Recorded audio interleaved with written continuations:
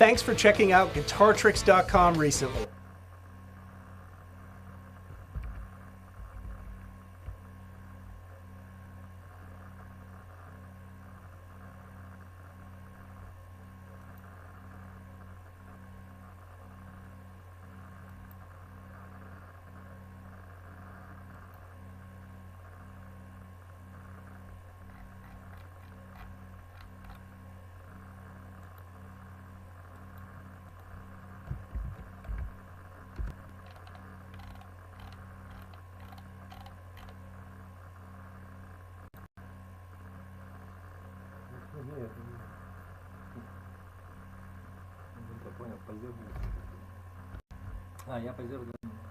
Trump campaign's dangerously malignant and cartoonishly incompetent efforts to steal the election are not over yet. Rudy Giuliani today appeared before a federal judge in Williamsport, Pennsylvania, to make sweeping and baseless claims in a last-ditch effort to keep the state from certifying its election results. That's obviously what they're trying to do in state after state. Now, it is a state that Joe Biden has won by more than 73,000 votes, and some still left to count. Today's court appearance by Giuliani comes after the Trump campaign dropped their most serious allegations in the case, and two different sets of lawyers quit.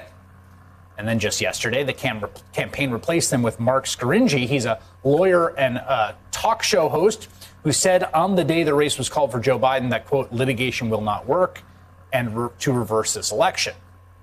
Now, the Trump campaign has put one man in charge of its election stealing efforts. The jack of all trades, the hero of the Battle of the Four Seasons total landscaping, the star of the new Borat movie, Donald Trump's impeachment bagman, America's mayor, you know him, you love him, the roadster.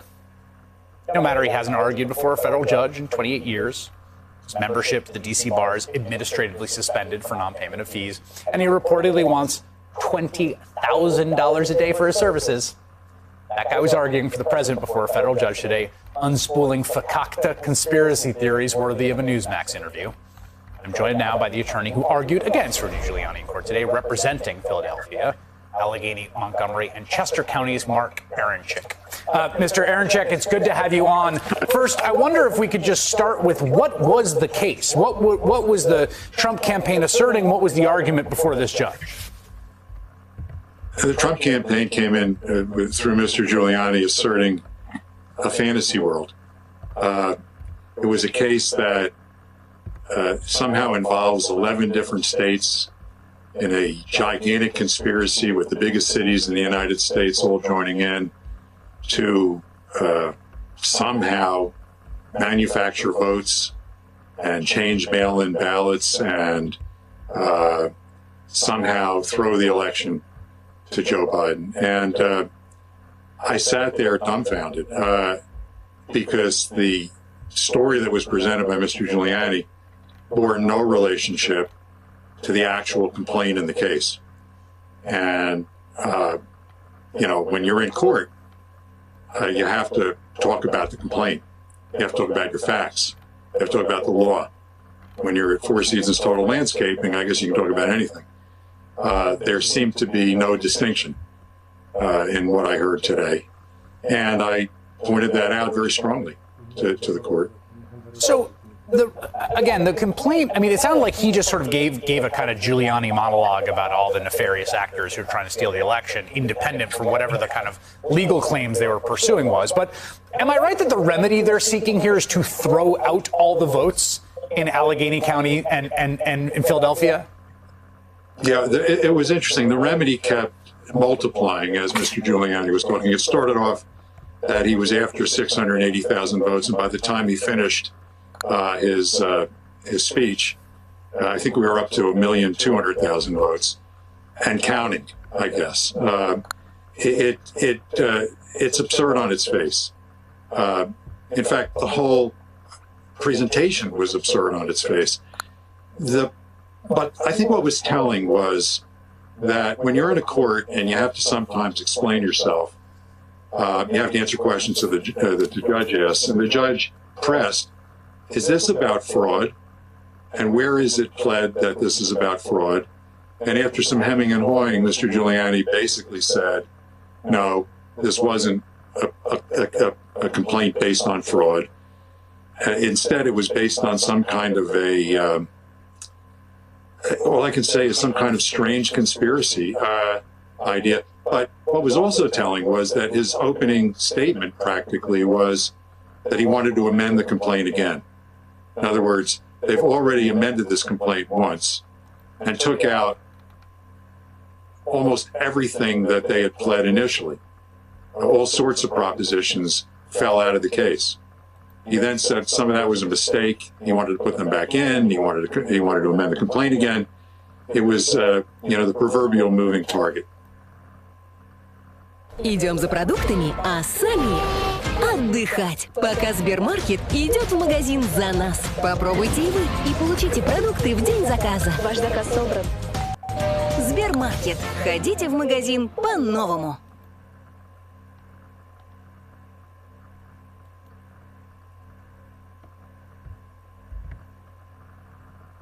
Nova is a full gym in your hands that enables you to work out where you are right now and enjoy the same benefits as weights without the weight. Powered by our patented Spiraplex technology with 10, 20, 30, up to 40 pounds of smooth Spiraplex resistance that feels like plate-loaded equipment at the gym. T-handles provide a better grip to control the higher resistance levels and are reinforced with steel tubes. Nova features the same type of nylon-coated stainless steel cables used on health club equipment and the fitness breakthrough no other gym has. Double flex activation, providing resistance to opposing muscle groups within a single movement, building a balanced body in less time. You can expand the range of exercises by anchoring the Nova gym to your foot or a door. If you have the time for the crowded health club, that's great. But what if you could save time and do those same exercises where you are right now? Chest fly, back fly, bicep, tricep.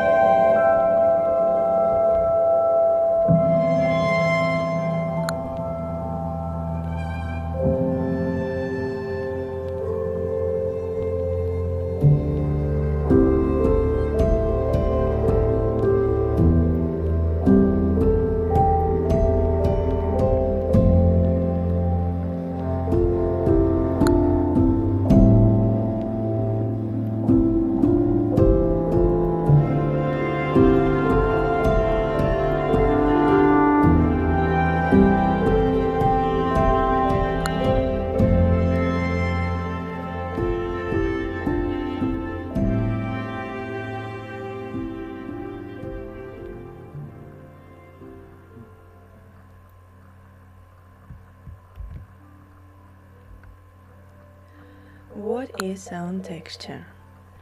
Sound texture is sound imagination in 3D.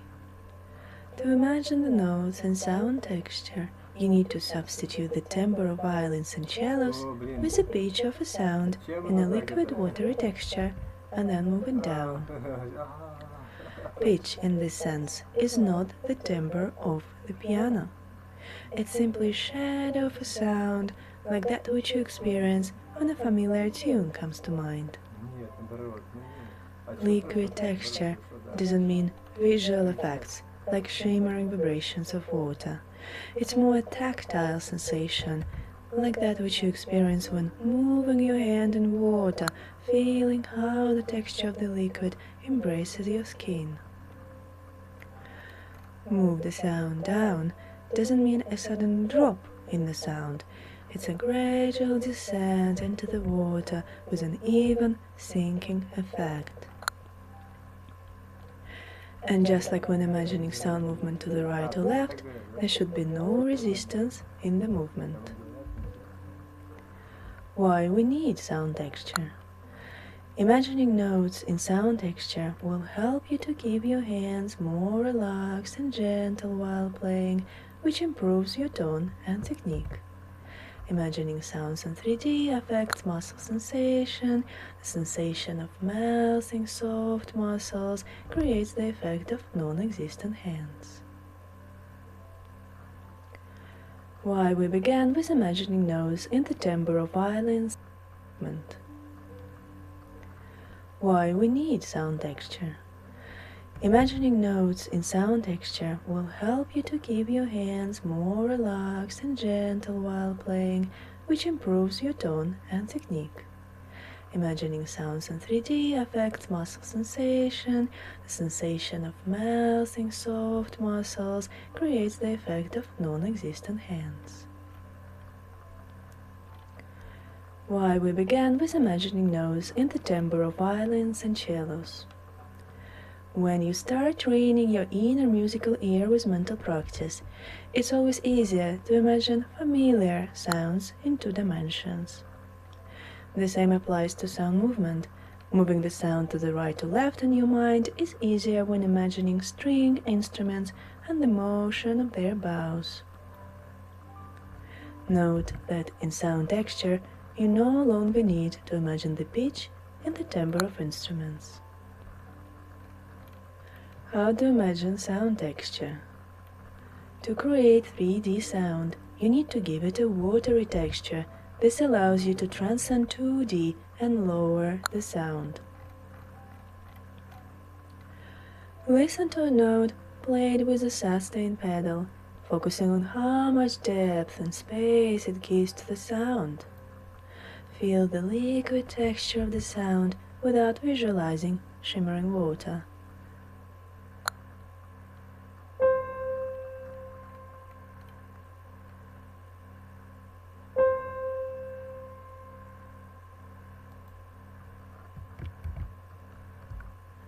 While listening, move the sound down in the same way that you move the sound to the right or left in sound movement imagination.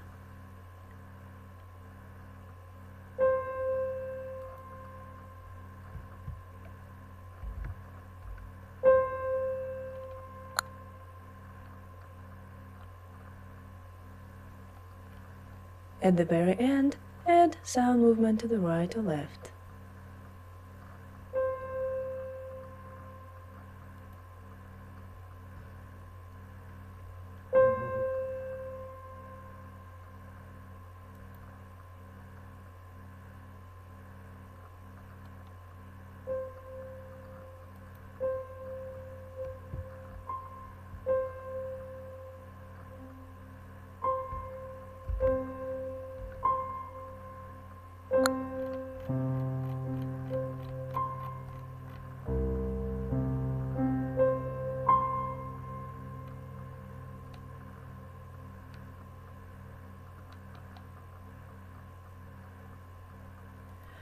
You will find more exercises and instructions about how to imagine sound texture in the next 2 lessons.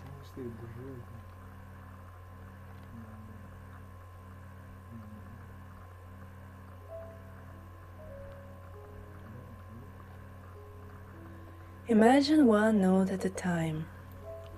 Listen to and remember timbre examples of violins and cellos in the Adagietto of Mahler's Fifth Symphony or any other piece that has similar warm, soft and well-resonated sound.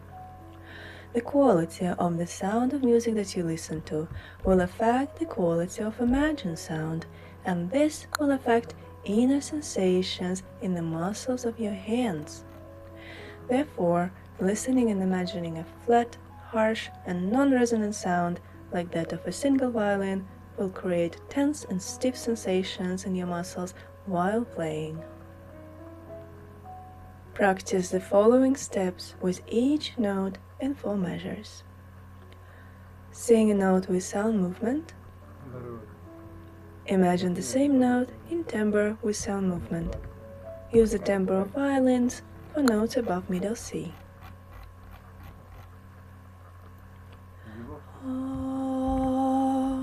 Imagine.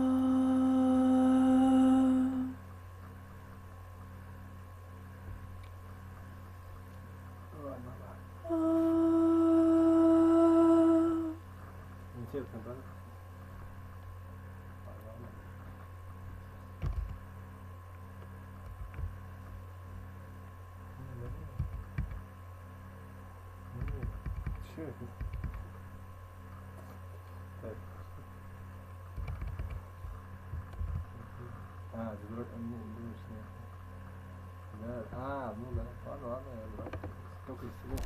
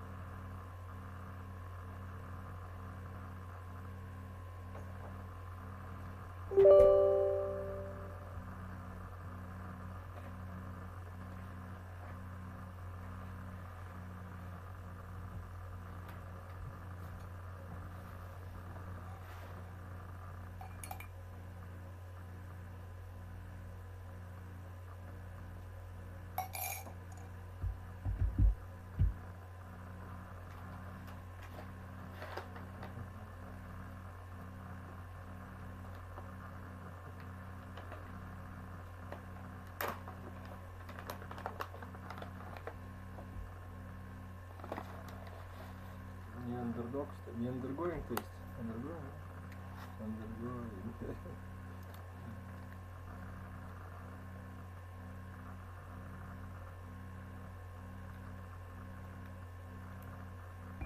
Это не надо тут печально. Семья это тоже печально, ну, в смысле. Больше, чем семья. Мужик же больше, чем семья, согласен? Да? Ну как ты объяснишь? Ну, да.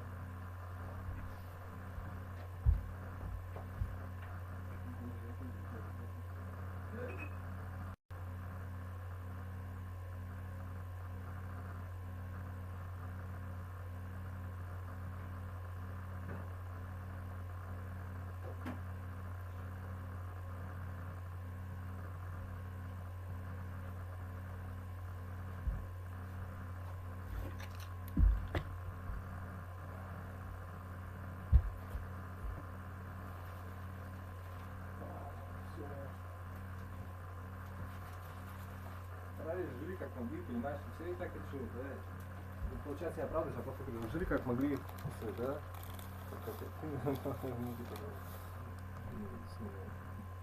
Ладно, все плохо.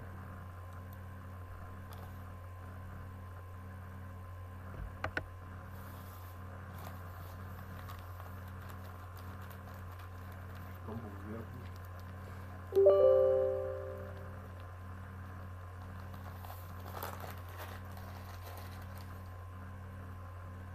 Андердоги.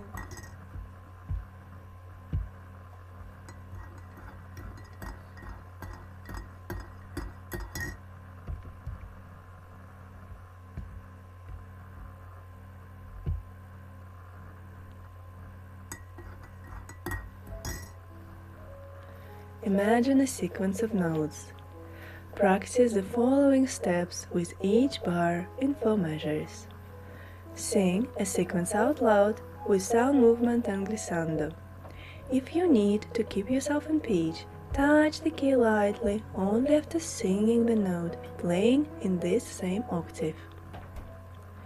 Imagine the sequence in timbre with sound movement and glissando.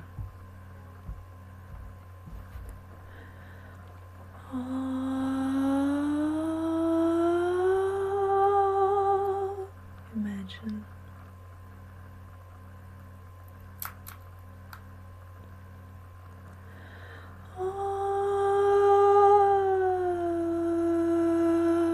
Тоже там своя какая-то не в этой штучке. Нет, нет, это как...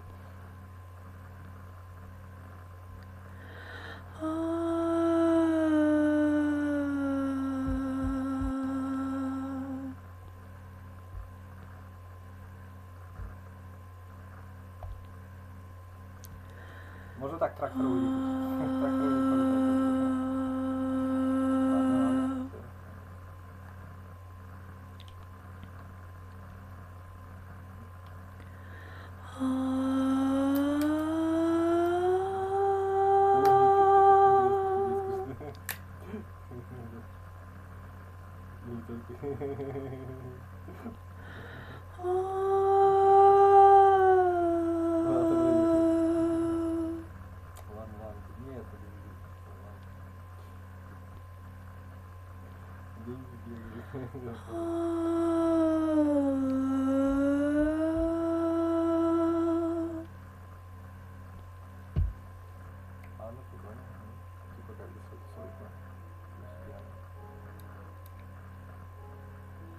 Imagine one note at a time.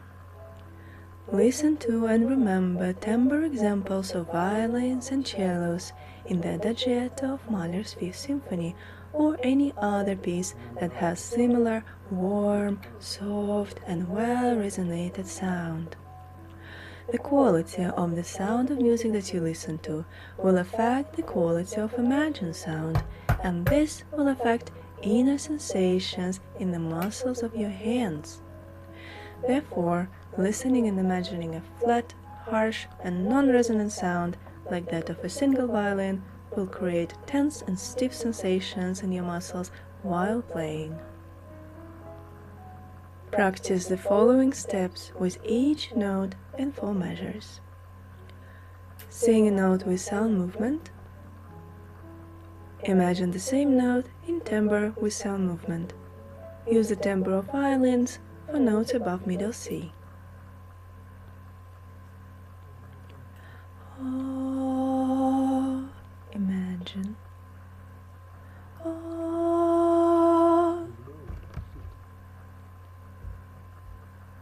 oh, oh,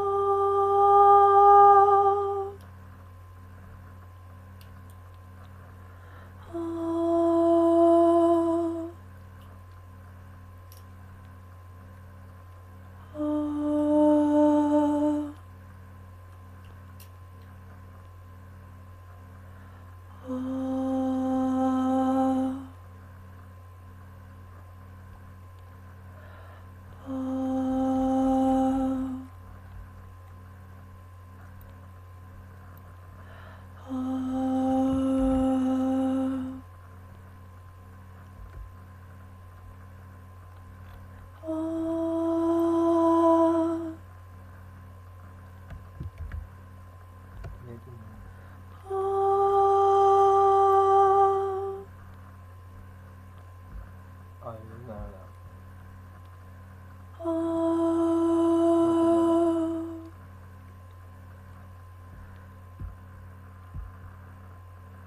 Imagine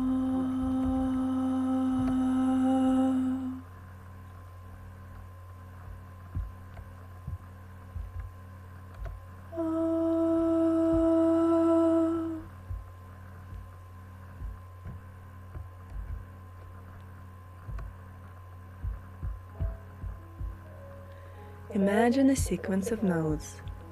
Practice the following steps with each bar in 4 measures. Sing a sequence out loud with sound movement and glissando. If you need to keep yourself in pitch, touch the key lightly only after singing the note, playing in this same octave. Imagine the sequence in timbre with sound movement and glissando.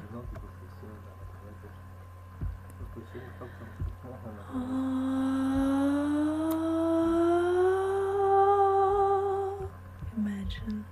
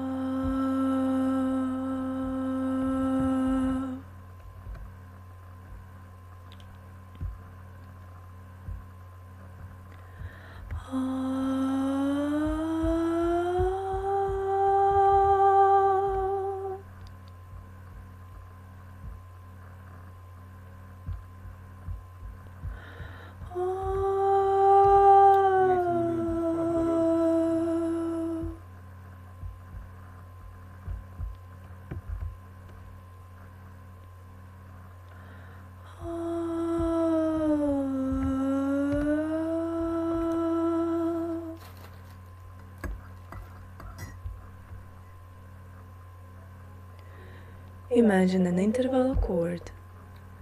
Listen to and remember timbre examples of violins and cellos in the Adagietto of Mahler's Fifth Symphony. Practice the following steps with each interval in 4 measures.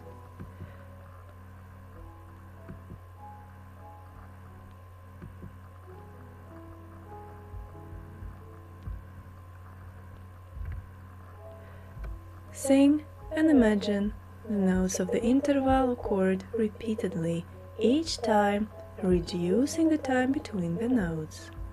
Sing without glissando. When it's impossible to sing the interval at once, keep imagining until all the notes sound simultaneously in your mind.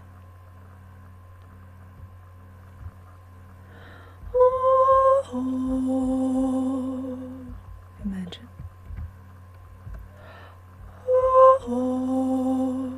Imagine. Keep imagining. Together.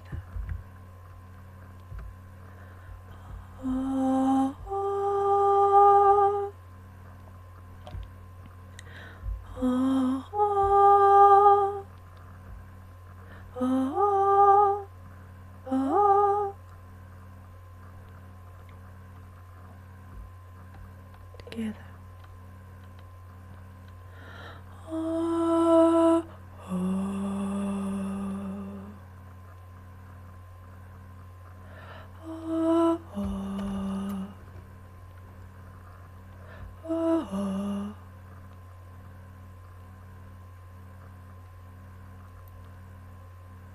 Together.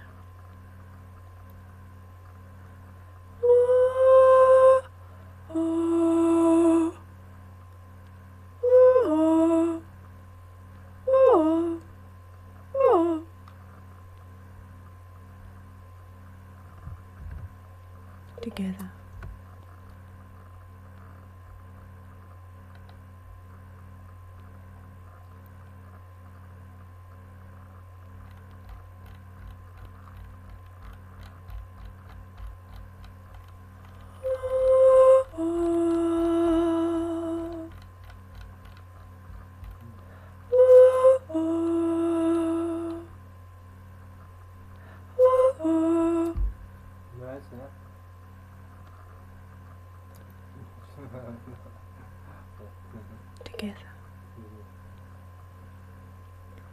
Imagine both staves together.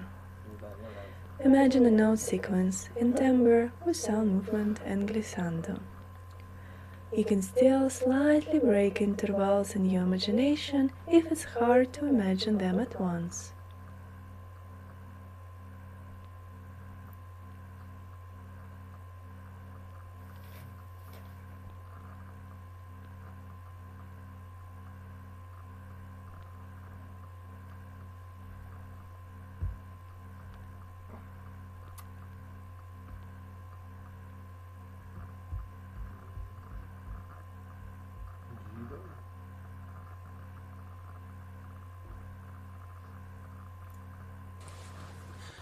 Hello, I'm James McKeever. I'm in my studio in our beautiful new music facility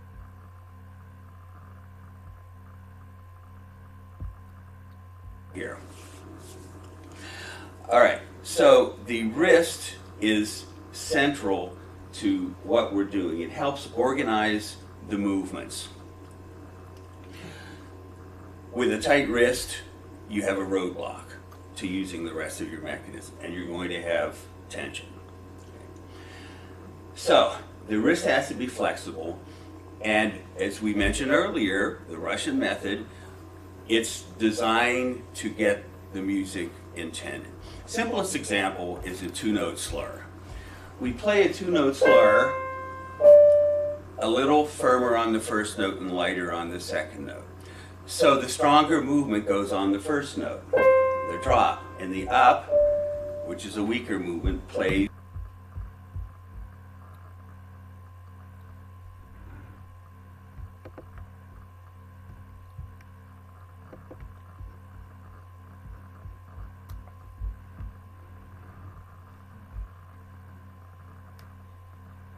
Как это может быть? Как это выглядит?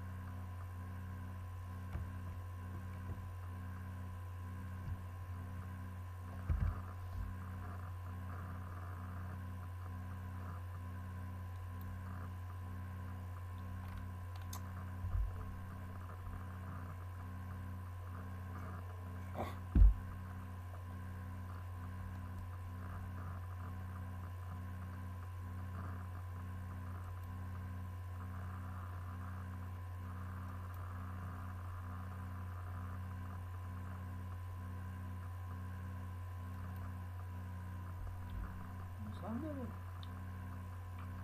слышь, понятно.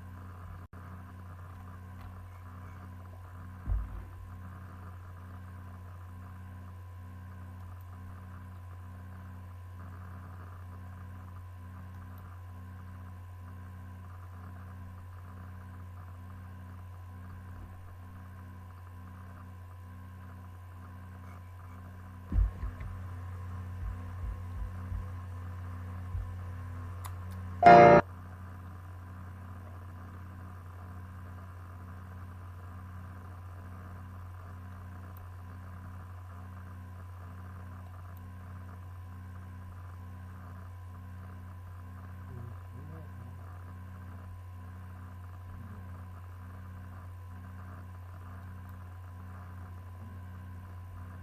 нет, так-то вот так вот.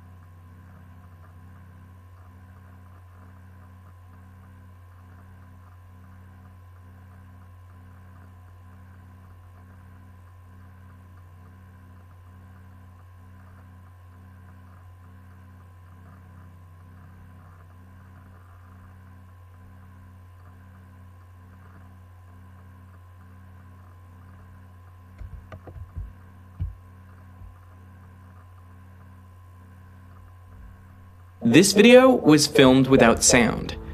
Is it possible to use only these images to reconstruct the sound? That is, can you hear pictures? In this video, I'm going to try to demonstrate that it's possible to get sound from pictures, but it's not going to be easy, so I'm going to need some help. This episode was sponsored by LastPass, which allowed me to fly to the Bay Area to meet with one of my science heroes. So now, on with the video. How you doing? Sorry, part of my concern is that I like threw all this crap over here. So this was the experiment that I came up with. It's like a crumpled up ball of tinfoil? Yeah, like if I had a more powerful camera and I had like the right lens, then, you know, we could do something that looks more like you're spying on somebody. Yeah. But we should be able to demonstrate that you can recover like a rhythm or a sound from, you know, whatever camera you have. Now, you might think it would be easy to record sound in video, because after all, sound is just vibrations. So the air is vibrating back and forth, and everything it hits should vibrate back and forth too. So you think all we need to do is video that motion and plot displacement versus time, and then recover the sound.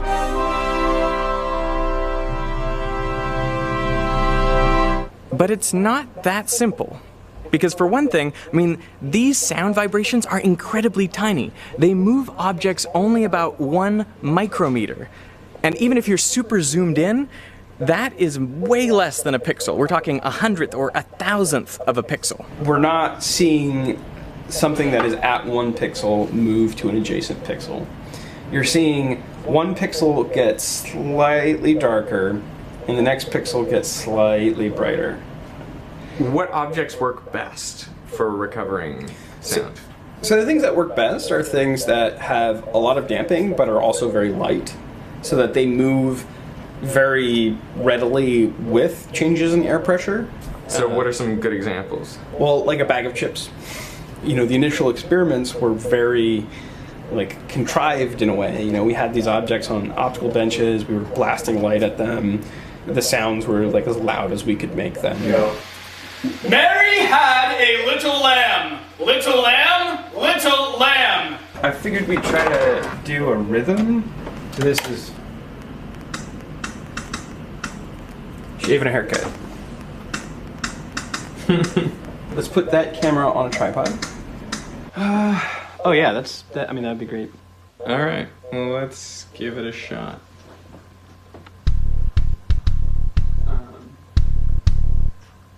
This is the actual clip I recorded, and I want you to notice two things.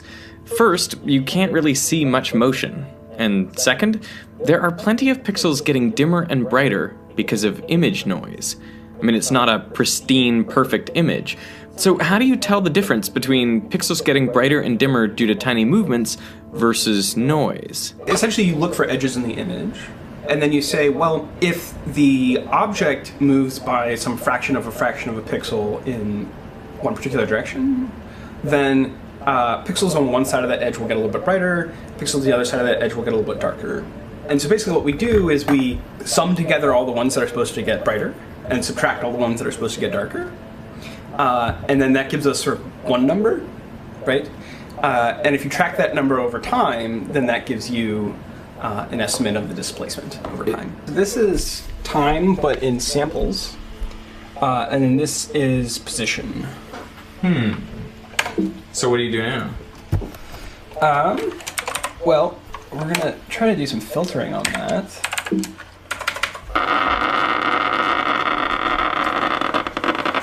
It's clipping. You don't say.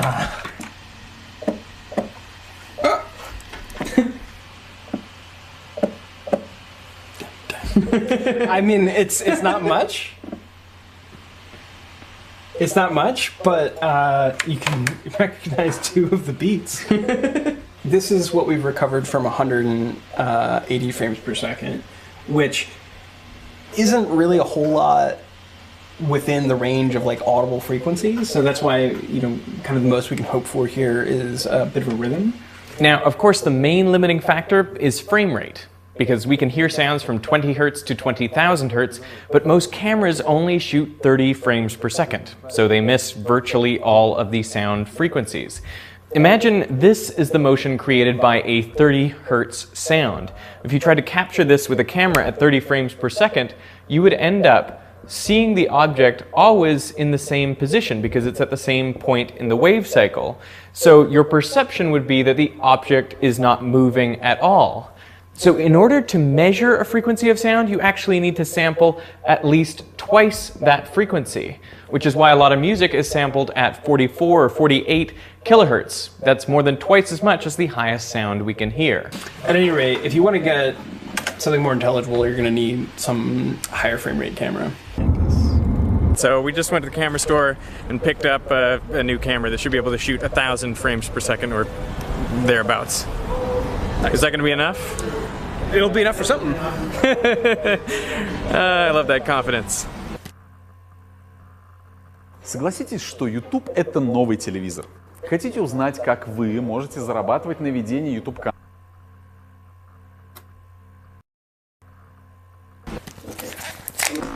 This is one modulation away from dubstep right here.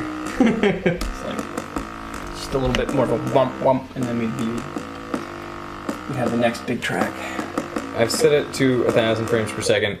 Now we're talking. Yeah.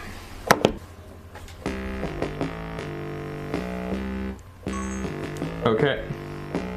Okay, so you have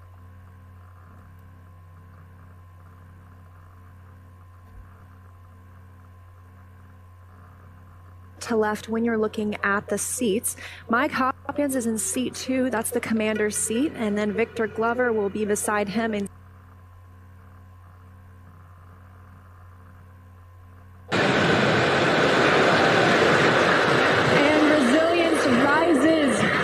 gravity contains humanity when we explore as one.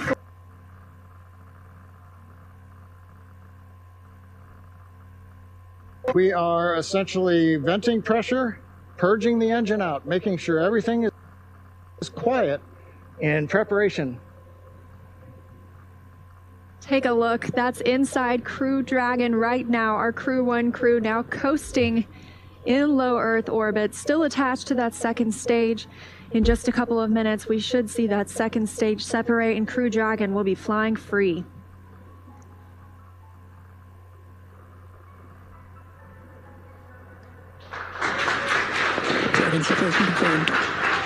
And separation confirmed. You can see that second stage departing. Crew Dragon leaving it behind. Separation confirmed.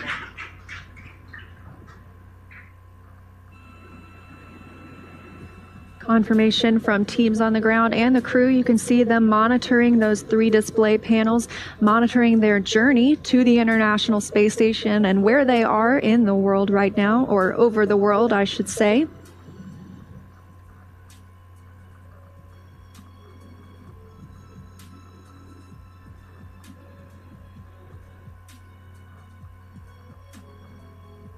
And Dragon SpaceX, just for timeline awareness, burn is in about just under 1 minute.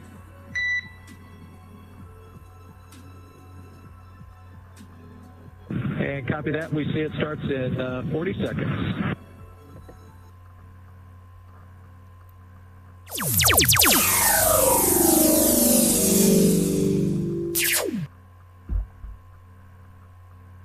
Еще одна установка для наблюдения поперечных стоячих волн в струне с закрепленными концами.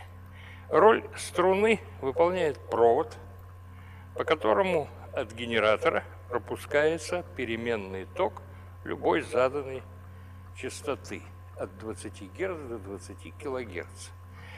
Это постоянный магнит. На провод с током в магнитном поле действует сила ампера. Поскольку ток переменен, поле постоянно, сила ампера меняется с той частотой, с какой меняется ток в проводе.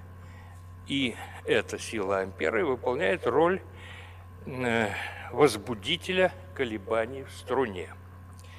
Для того, чтобы возбудить колебания определенного номера обертона, ну, скажем, основной тон, по концам струны узлы, в середине пучность. Магнит надо поставить в серединке. Если мы хотим возбудить следующие моду колебаний, первый обертон, когда в середине узел, а пучность на четверть от конца струны, надо поставить постоянный магнит вот здесь. Спрашивается, где?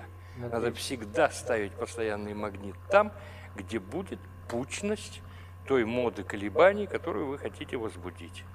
Ну вот сейчас начнем с основного тона. Иногда его называют нулевым обертоном.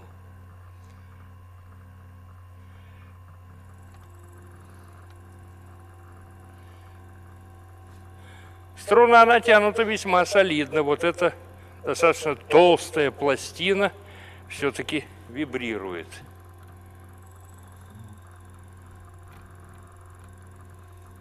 Основная мода колебаний, основной тон, на длине струны укладывается половинка длины волны. Ну а теперь давайте выключим ток, переместим магнит и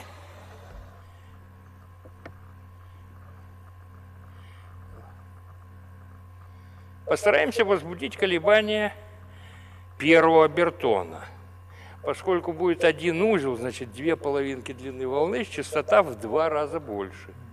Включаем ток. Ну, действительно, вот узел, вот здесь пучность и вот тут пучность. Первый обертон. Следующий обертон, значит, будут 2 узла, пучность посередочке. Значит, лучше всего поставить магнит опять в середине.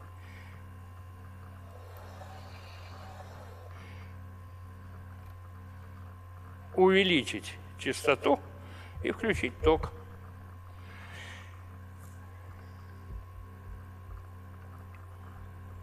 Ну вот. Вот узел. Вот пучность. Значит, раз узел. Два узел. Пучность. Раз. Там, где магнит, 2. И вот здесь 3. Так что мы наблюдаем основной тон, первый обертон и второй обертон. Пытаться возбудить обертоны более высокие можно, конечно, но амплитуда колебаний будет настолько мала, что трудно будет увидеть тот факт, какая мода колебаний имеет место. Ничего, это я.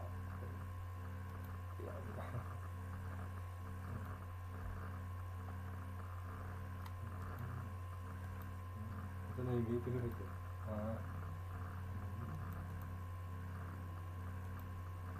Никто не спорит?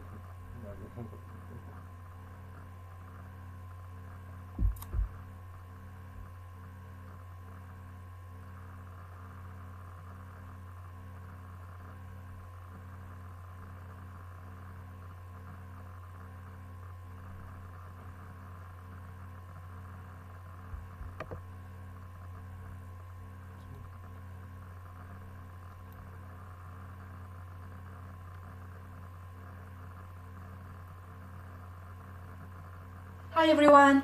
In this video tutorial I'm going to show you in detail how to use our thumbs in piano playing, which is the correct thumb position, how to move our thumb when playing different types of passages, which movements are correct, ergonomic and comfortable, and which movements can cause tension and pain and have to be avoided.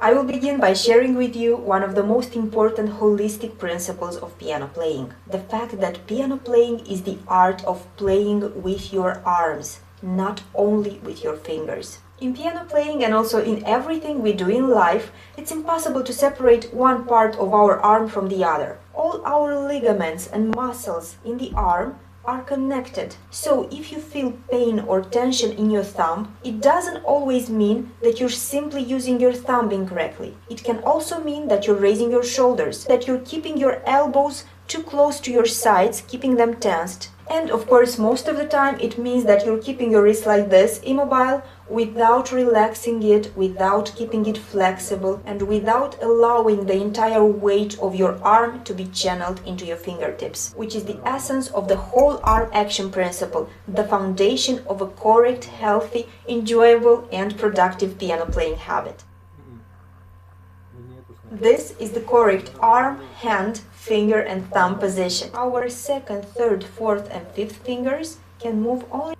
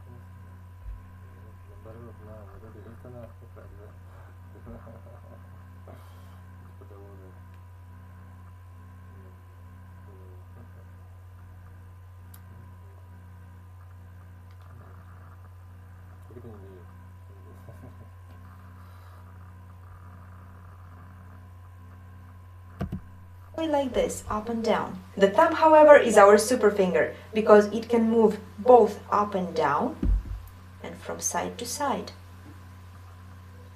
For this reason, the thumb is that secret key that allows us to connect the entire keyboard on legato, no matter if we play scales or arpeggios, because thanks to its amazing properties, it allows us to perform these thumb crossings that give us the illusion that instead of 5 fingers, we have many fingers, because we're always able to play some more.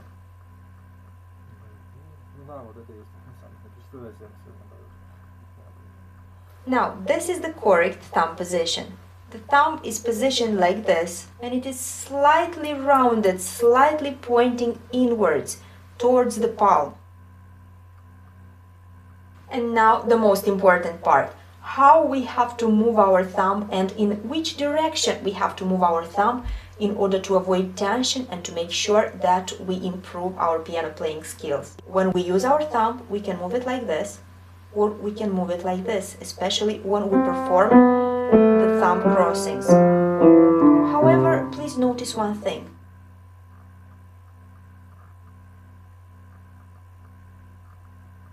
And if you practice this way, if you're always aware,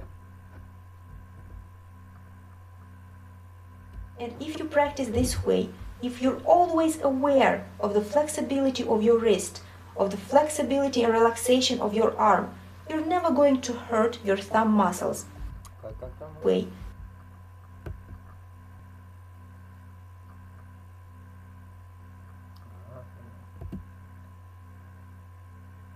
And if you practice this way, if you're always aware of the flexibility of your wrist, of the flexibility and relaxation of your arm, you're never going to hurt your thumb muscles, because they are never going to be strained, they're never going to be overworked, and all your pianistic skills or your finger muscles are going to get developed gradually.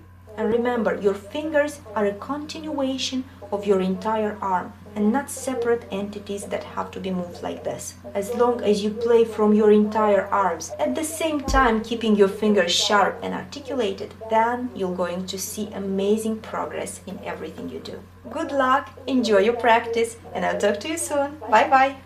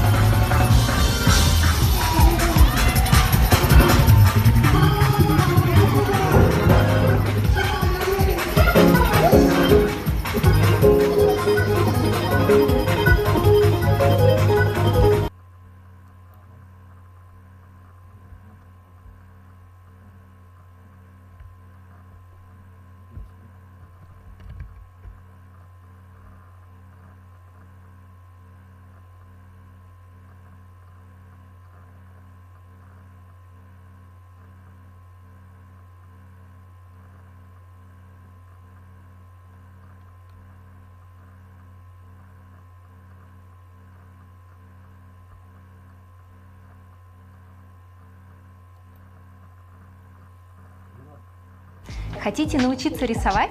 Многие думают, что им не хватает таланта или что рисовать это слишком... Вот для работающих, но пострадавших из-за пандемии коронавируса предприятий малого и среднего бизнеса в правительстве страны продлили налоговые каникулы. О какой отсрочке идет речь, знает моя коллега Ирина Кропачева. Она уже в студии «Вестей». Ирина, вам слово. Отсрочка по налогам, авансовым платежам страны. Данная мера позволит на налоговые...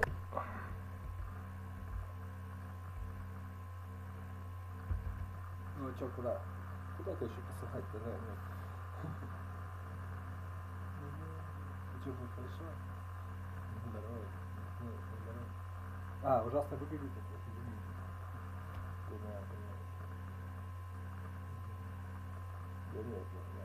А, ну да, я буду просто. Еще Москву чем? Я-то здесь причем живу. Ладно, все. Я пойду. Нет.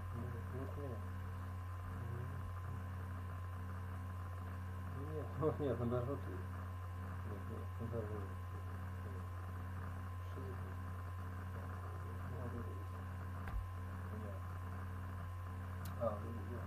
Вот так вот, да.